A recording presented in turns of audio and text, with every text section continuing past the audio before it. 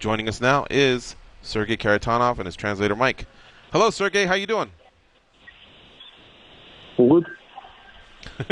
All right. Well, Sergey, listen, I wanted to ask you right off the bat, what are your goals now that you have signed with a North American promotion like Bellator? Сергей, какие у тебя планы сейчас? Ты подписал вот с Беллатором. Какие у тебя планы, амбиции? Амбиции только одни — стать чемпионом. И не оглядываться назад, что было вчера. Конечно, однозначно впереди. Это первое, это победить в следующем поединке и попросить матч-реванш у организации. Ну и стать чемпионом. Okay.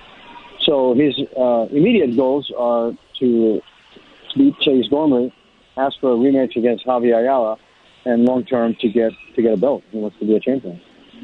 Okay, well that's great to hear. We're now in an era where a lot of fighters are very blunt about the fact that they just want to get paid, you know, or anything but the title hunt. So we're happy to hear that Sergey has made it a goal to become a world champion with Bellator, and that's why I was asking. So it sounds like the Ayala fight is also, I guess that just has bothered him. Did he see it as an upset, I guess, because of, you know, his stature versus Ayala's in the game?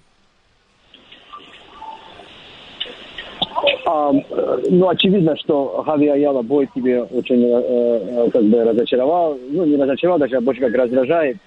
Ты думаешь, что это было как бы случайно или правда, ну, пропустил просто удар? Ну, или, знаешь, там, вот, как лаки панч там случилось? Я никогда не говорю, что это была случайность. Это была моя недоработка.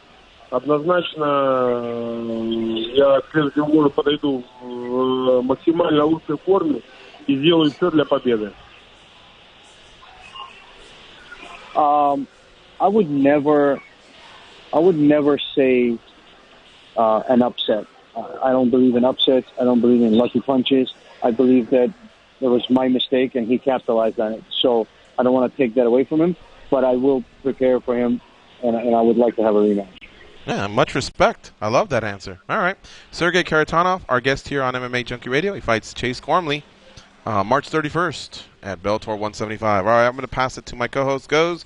Goz, what do you have for Sergey and his translator, Mike? Sergey, when you took a break from mixed martial arts and you did kickboxing, can you tell us a little bit what your mindset was during that? Did you feel like you needed a break from mixed martial arts? Сергей, когда ты отстранился от смешанных боев, mixed martial arts, и перешел на кикбоксинг больше, это специально было? Ты чувствовал, что тебе нужно просто отдохнуть от ММА, или просто так получилось?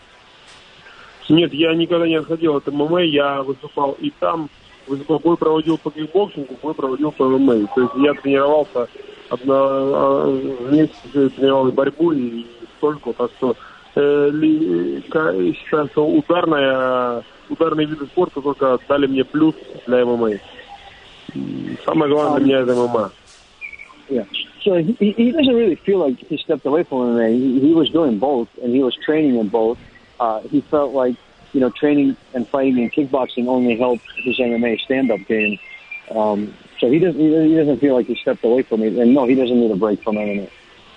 MMA has always seemed like it's been fairly popular in Russia, but in the last, say, 3 years, it seems like it's taken a significant jump in its growth.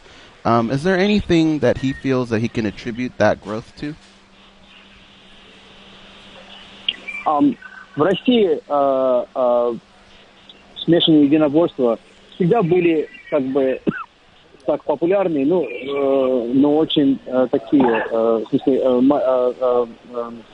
между сильными фанатами и любителями. А сейчас видно, что оно более развивается в России и более популярное становится, и диапазон фанов расширяется. Почему ты думаешь, это происходит? Ну, потому что однозначно сейчас все показывают по телевизору, все это освещается, и для нормальных, для здоровых людей это естественно, когда видят, как сильнейшие бойцы дерутся, и молодые ребята хотят тоже стать сильнейшими, и происходит конкуренция, и все идут вперед. как говорится, и идут, чтобы стать лучшими. Однозначно, я бы очень хотел, Беллатор прошел именно в России. Турнир Беллатор прошел в России. И я думаю, что, не знаю, мне почему-то так кажется, что Беллатор придет в Россию раньше, чем UFC. So he thinks that the biggest surge in MMA popularity in Russia is that it's on TV, so exposure. People can actually watch it on TV. And then, of course, it's just fighting is an exciting sport. So once people are exposed to it, they get to see it, and then they get to see some of their heroes and some of the Russian fighters that are doing well worldwide. And then the young kids want to be like them, and then, and so on and so forth. But the biggest reason is probably the exposure, that it's on TV right now. And, particularly Bellator and the UFC, they're being played on national network in Russia, so people get to see it. And he feels like, Bellator is probably getting pretty close to going to Russia, and hopefully, can put on a show there and to be very successful. Mike, can you ask him, like here in the United States, a lot of times, even though we're one country, sometimes we're divided in sports by, somebody on the West Coast will go, oh, he's on the East Coast, we do it better over here. Is it the same in Russia, where like maybe the success of Khabib Nurmagomedov or Fedor back in the day, or any other Russian, like do the Russians also have rivalries according to different areas of the country, or do they all support each other and their successes? В Америке иногда, не иногда, а большинство времени, страна, как бы разбита. То есть те, кто на Западе живут, они поддерживают спортсменов и бойцов с Запада, а те, кто на Востоке, поддерживают бойцов, которые с Востока, там, с Нью-Йорка, Нью-Йоркских. В России это также территориально или более там вся страна поддерживает? Допустим, вот Хабиб Нурмагомедов, он с Дагестана, но очень популярен в России. Его поддерживает вся страна, и однозначно везде, в каждом регионе есть свои фанаты. Россия — это одно целое. No, in Russia, they're pretty united. So if you represent Russia and you fight as a Russian fighter, then the whole country supports you. That's good to hear. All right, my last question is, we really enjoyed the outline he gave us where he wants to take care of business against Chase Gormley, possibly rematch Javier Yella, and then eventually fight for a title. Who does he believe he will be fighting for a world title in Bellator if he can get past these guys? And also, who would he like to face, and who does he believe will be waiting for him when he does compete for a world title at Bellator? Они хотят знать, когда придет время тебе биться за титул, с кем ты думаешь, ты будешь биться?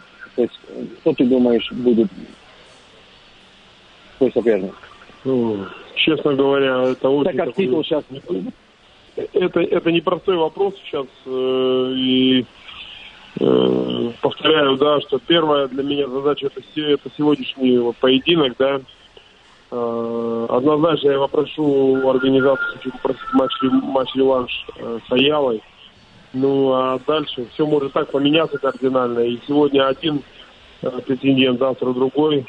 В ММА, даже и в Беллаторе, и в других организациях. Все так, на самом деле, непостоянно сейчас, потому что огромная конкуренция, и посмотрим, все будет видно. Сначала сейчас нужно победить, а потом будем рассуждать. It's kind of a complex question. MMA is so unpredictable. Things switch. 1 minute one guy's on top, and the next minute the next guy's on top. So right now, what's in his immediate goal and what he's looking at is fighting Chase Gormley and then asking for a rematch against Javier Ayala. And then once that's done with, then he'll see who's next and who's ahead and who's fighting for title. Well, thank you both for doing the show. We really appreciate it. And if you can just let Sergey know, we've been fans of his for a long time, going back all the way to the Pride days. He did such great work there over in Strikeforce, and it's just great to see him back in North America and now fighting for Bellator. Спасибо за то, что делаешь шоу, и очень приятно видеть тебя, что ты бьешься в Северной Америке, в Штатах. Благодарю. Thank you. All right, guys. Thank you very much for doing the show. We appreciate it. Have a nice day.